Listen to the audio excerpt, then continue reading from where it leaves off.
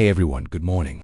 There's a reason some people walk into a room and immediately draw every pair of eyes even before they speak. It's not their outfit, it's not their height or their face, it's their presence. There's a weight to them, a silent authority, a calm, grounded energy that makes the room shift. They don't ask for attention, they command it without saying a single word. And that, right there, is the art of powerful presence. Most people think presence is about being loud, dominant, flashy, but real presence has nothing to do with volume. It has everything to do with energy. The quietest person in the room can have the loudest impact if their energy is rooted in clarity, confidence, and congruence. You don't need to be aggressive to be powerful. You need to be intentional. The foundation of a powerful presence begins with self-awareness, not the kind where you simply know your strengths and weaknesses, but the kind where you're deeply attuned to the energy you bring into every space. Before you can command attention outwardly, you have to command attention inwardly. You have to be fully present with yourself, aligned with your truth, and unshaken in your center. Presence isn't something you turn on, it's something you become. And becoming that starts with owning your space, your voice, your energy without apology. You have to stop shrinking, stop editing yourself, stop walking into rooms wondering if you belong. You do. The question isn't whether you're worthy of being noticed, it's whether you're willing to stop hiding. Because presence starts when you stop asking for permission to exist boldly. There's a stillness inside powerful people, a quiet confidence that says, I know who I am, and I'm not here to prove it. That stillness comes from doing the inner work, healing your insecurities, clarifying your values, sharpening yourself. When you know what you stand for, you move differently, you speak differently, you become someone others naturally want to follow. And here's the truth, people don't remember most of what you say. They remember how you made them feel. When you walk into a space with calm certainty, you give others permission to relax. When you speak with quiet conviction, people lean in. When you hold eye contact without flinching, you build silent trust. Every part of you communicates your tone, your breath, your posture, your energy. Presence isn't just what you project, it's what you radiate. And what you radiate comes from the work you do when no one's watching to build that presence. You must understand that people don't respond to who you are when things are easy. They respond to who you remain when things are tense, uncertain, or high stakes. When others are reactive, you stay grounded. When others seek validation, you stay centered. That's the moment your presence either rises or crumbles. And that's the moment you're truly tested. Anyone can appear strong when they're in control, but your real power shows when things get chaotic and you remain calm. That kind of energy is rare, and what's rare is always respected. Presence is not just for public speakers, leaders, or performers. It's for anyone who wants to be taken seriously in relationships, in business, in life. And the first step toward owning it is realizing this: you already have what it takes. You just haven't activated it yet. That voice inside you that tells you to be smaller, that's not your truth, that's your fear. And it's time to stop feeding it, because the world doesn't need a louder version of someone else. It needs a clearer version of you. There's a difference between someone who takes up space and someone who owns space. You've seen it, you've felt it. The person who walks in and doesn't just enter the room, they shift the atmosphere. Not because they're trying to dominate, but because they've mastered the rare art of congruence. Every part of them, mind, body, energy is aligned. Their words match their actions. Their energy matches their expression. There's no split, no mask, no need for performance. That alignment creates gravity, and gravity always pulls attention. One of the most misunderstood truths about presence is that it doesn't begin with others, it begins with you. Most people enter a room scanning for how others are perceiving them. Do they like me? Am I doing enough? Am I too much? But people with real presence aren't preoccupied with being liked. They're preoccupied with being authentic. When you stop performing, when you stop twisting yourself to fit a role or an expectation, you become powerful. Because now your energy isn't leaking through self-doubt, it's focused. It's easy to be magnetic when things are going your way. But when you're criticized, when you're dismissed, when someone tries to diminish your light, that's when presence is earned. Will you shrink? Will you retaliate? Or will you stand tall in your truth, with calm clarity that says, I don't need your validation to remain grounded? That's the mark of someone who's done the work. They don't need to win every room, they just need to remain rooted in themselves. And paradoxically, that's what makes them unforgettable. There's also something deeply attractive about someone who doesn't flinch in silence. Most people rush to fill every gap with words, explanations, or nervous laughter. But those with powerful presence embrace the pause. They let silence work for them. They speak slowly, deliberately, knowing that what's said with clarity holds more weight than what's said in a rush. They're not afraid of being misunderstood, because they know who they are. That knowing becomes their armor, their anchor, and that's what people feel even if they can't explain it. And then there's purpose. The silent fire that powers true presence. People who move with purpose don't walk like everyone else. Their steps carry intention. Their voice carries weight. Their choices carry vision. When someone has purpose, you feel it in every interaction. They're not here to impress you. They're here to impact you, and impact doesn't require volume, it requires direction.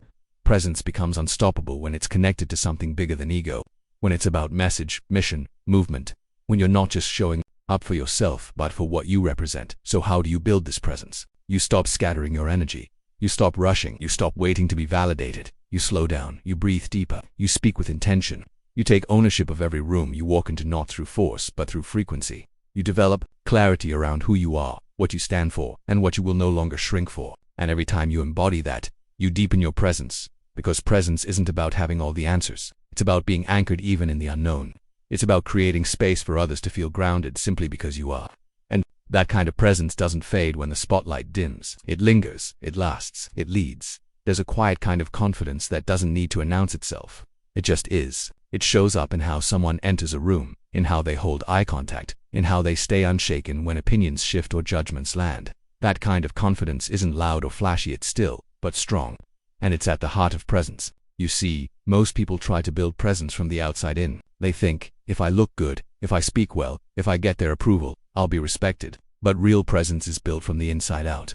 It starts in how you hold yourself, especially when no one is looking, because the truth is, you don't command attention through performance. You command it through integrity. Integrity means your actions match your words. Your energy matches your values. You're not shifting your tone just to be liked. You're not morphing into whatever version of yourself you think the room will accept. You show up whole. You show up true, and that truth radiates in a way that people can feel. You don't have to tell them you're solid, they sense it. In your patience, in your boundaries, in your refusal to chase approval. That kind of alignment is powerful. Because in a world that constantly rewards fakery, someone who is unshakably real stands out like a lighthouse in a storm. To build that kind of inner strength, you have to do something most people avoid. You have to sit with yourself, not scroll, not numb, not distract. Just sit with your thoughts, your fears, your questions. Because the person who's comfortable with their own silence becomes magnetic in any room. When you stop running from yourself, you stop needing everyone else to tell you who you are. That inner clarity creates outer power. When you speak, your voice has depth. When you listen, your stillness has meaning. And when you move, you do so with a quiet assurance that others naturally trust. This is why people with presence don't chase energy, they attract it. They don't beg to be included, they're invited.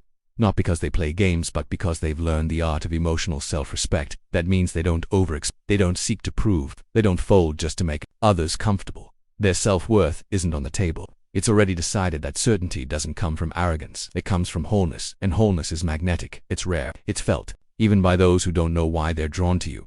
Now here's something many people never talked about. Presence also means restraint. It's the ability to hold your ground when you could argue, to stay calm when you're triggered, to wait when you want to react. That restraint is what separates leaders from followers, anchors from drifters. When you have the power to respond with grace even when everything inside you wants to fire back, that's presence. Because people remember how you handled tension, more than how you handled ease. Your ability to remain calm in chaos builds unspoken trust. It shows you are rooted, not reactive, and that stillness, that strength. But presence isn't just about comments, about command. That means knowing when to speak and how to say it. The most magnetic communicators don't say more than they need to. They speak with intention. Their words are measured but full. They don't try to impress, they aim to impact. Because they're not chasing attention, their words carry weight. That's what real presence does. It turns ordinary moments into meaningful ones. It's not just about volume, it's about vibration. When your words and your energy are aligned, you don't have to push to be heard. You become felt, and yes, part of this is physical. Presence shows up in how you carry your body. Straight spine, slow movements, steady hands, open shoulders. These aren't just posture tips, they're psychological signals. They say, I'm not afraid to take up space. And that doesn't mean being aggressive. It means being available, being fully here. When your body language aligns with inner calm, people notice even if they can't explain it. Because presence isn't about what you do, it's about what you transmit. So many people are addicted to noise, constant movement, endless talking, but presence thrives in stillness, in clarity. It's the pause before a response. The moment you breathe instead of react. The choice to listen deeply instead of interrupt. These are the invisible habits that build powerful presence, and once you practice them long enough, they stop being tactics. They become who you are. And here's the final truth. Presence isn't built overnight. It's forged. In private, in failure, in silence. Every time you choose truth over approval. Every time you sit through discomfort instead of fleeing it. Every time you own your voice instead of hiding it. That's how presence is born. Not from charisma, from character. And once you build it, no one can take it from you, because you're not performing it, you are it. Some people walk through life as if they're invisible, not because the world refuses to see them, but because they refuse to be seen. They've dimmed their light for so long they've forgotten what it feels like to take up space. With confidence, they shrink in conversation. They downplay their talents, they silence their opinions. Not out of humility but out of fear. And that fear becomes a habit. But here's the truth, no one tells you. You can't have a powerful presence if you're constantly apologizing for being here. Presence requires permission. Not from them, from you. The day you stop shrinking to make others comfortable is the day you start commanding attention without saying a word.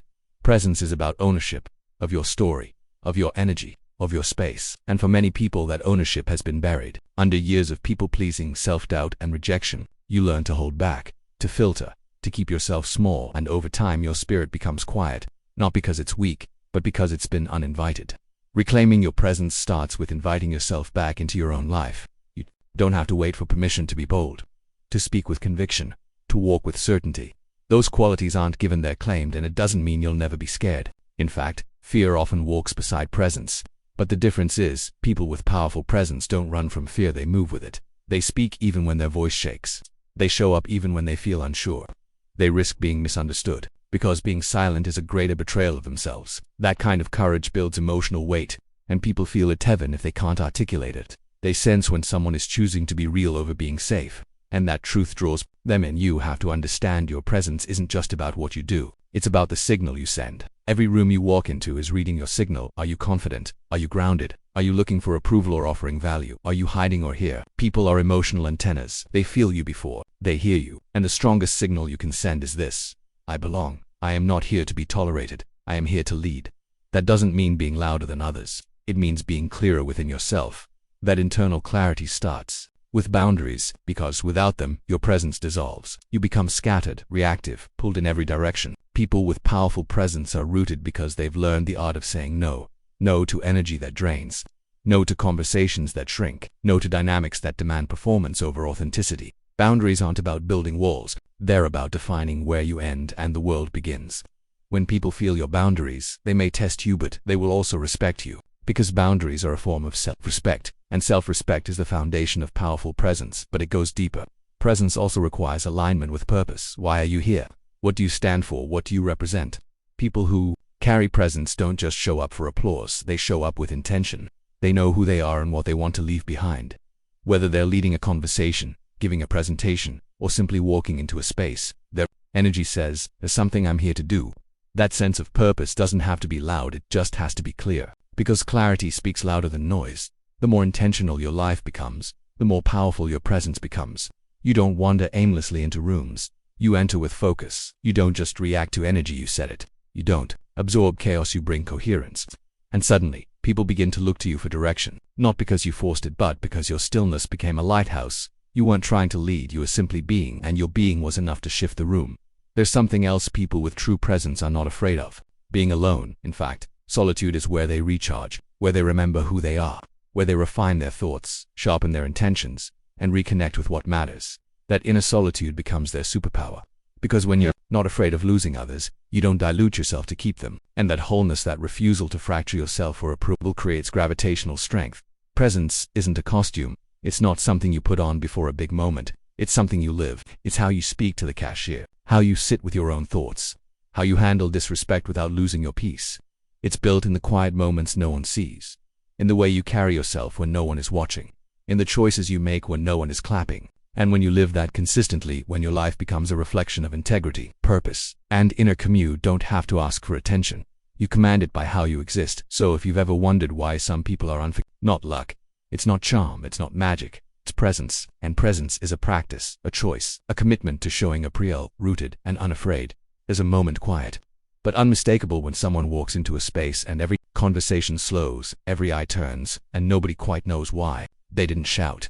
They didn't demand anything, but their presence spoke first. That moment isn't an accident. It's not ego, it's earned. It's the result of years spent becoming someone who refuses to be invisible, someone who doesn't beg to be chosen, someone who doesn't dilute their voice to fit into rooms that were never built for their greatness. That moment is the product of fire forged in silence, sharpened in failure, and solidified in self. And when you own that kind of presence, you no longer ask the world to see you. The world doesn't have a choice. The final piece of building powerful presence is courage. Not just the kind of courage that speaks up when it's hard, but the kind that dares to stand alone when necessary. Because presence doesn't come from the crowd, it comes from the decision to stop blending in. When you have presence, you move with conviction. You don't over-explain. You don't seek permission. You don't shrink in the shadow of someone else's insecurity. You simply exist as you are, clear, grounded, certain. And that certainty is magnetic, because it's rare, because most people are still trying to find themselves while you've chosen to be yourself fully, fiercely, unapologetically. That decision, that daily decision to walk in your truth, to own your space, to speak with authority even when your hands are shaking. That's what separates people who are forgotten from those who leave a mark. You're not here to entertain. You're not here to be palatable. You're here to command, not through noise, but through presence, through clarity, through energy. Real presence doesn't yell, it doesn't need to. It whispers with power. It moves like thunder cloaked in silence. It walks into a room and says, I don't need the spotlight. I am the light. And the beautiful truth is anyone can build it. You don't need a title. You don't need to be extroverted. You don't need 1 million followers. What you need is alignment between who you are, what you say, and how you live. You need emotional discipline, self-awareness, relentless self-respect. You need to be willing to disappoint others in order to remain loyal to yourself. And when you choose that path consistently, day after day, your presence becomes undeniable. Not because it's loud, but because it's authentic. Because it comes from a place so real, so rare, that people feel it before you even speak. So stop hiding. Stop performing.